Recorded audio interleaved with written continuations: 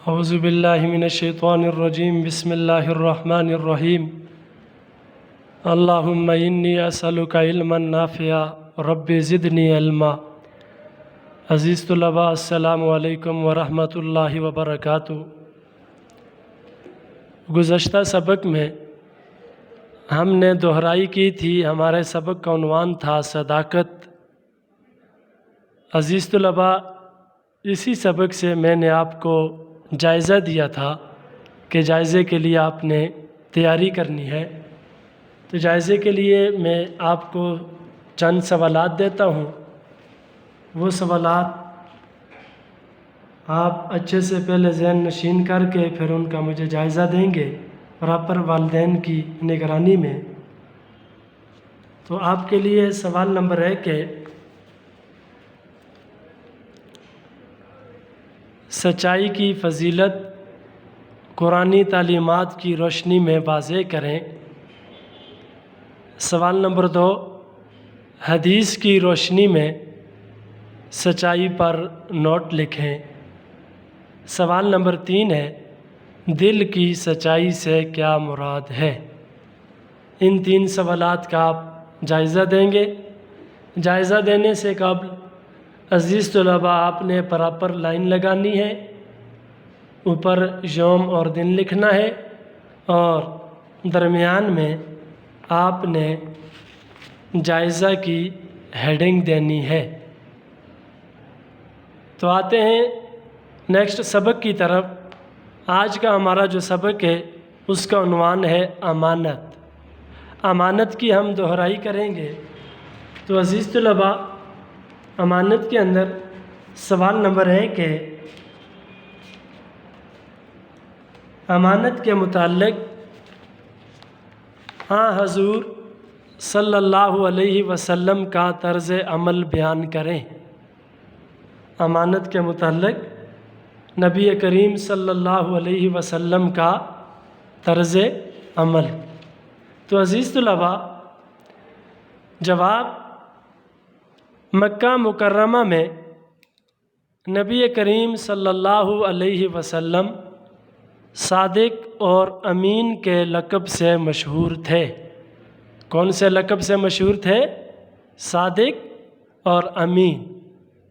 حتیٰ کہ دشمن بھی اپنی امانتیں آپ صلی اللہ علیہ وسلم کے سپرد کرتے۔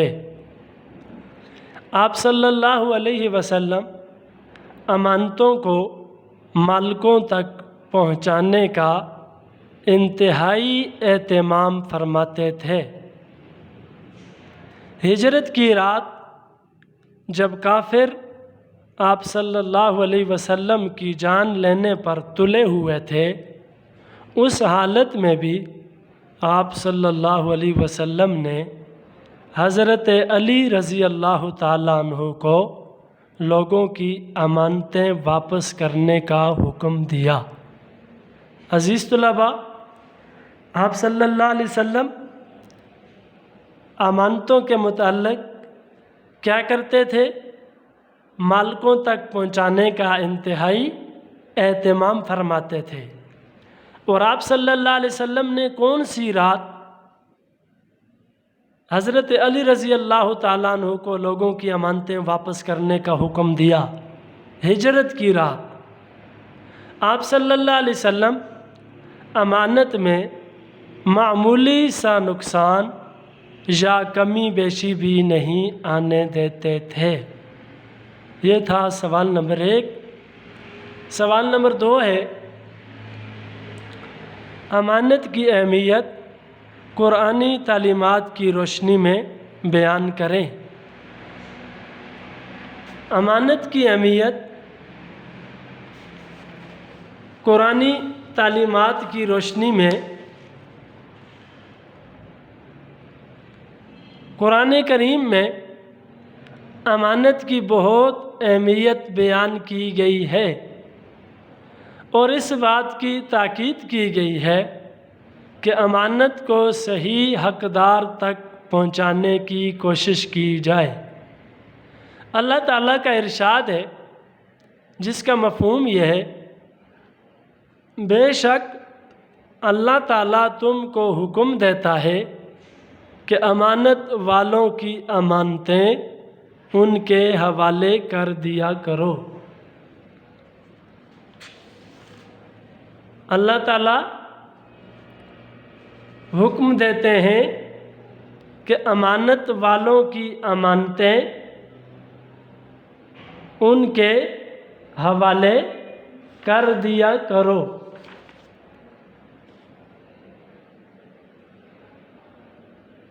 اس آیت کریمہ کو بھی ہم دیکھ لیتے ہیں۔ یہ آیت کریمہ ہے بسم اللہ الرحمن الرحیم، ان اللہ یأمرکم ان تؤدوا الامانات الی اہلہا، سورۃ النساء آیت نمبر 58۔ آپ اس آیت کریمہ کو میرے ساتھ پڑھیں۔ ان اللہ یأمرکم ان تؤدوا الامانات الی اہلہا۔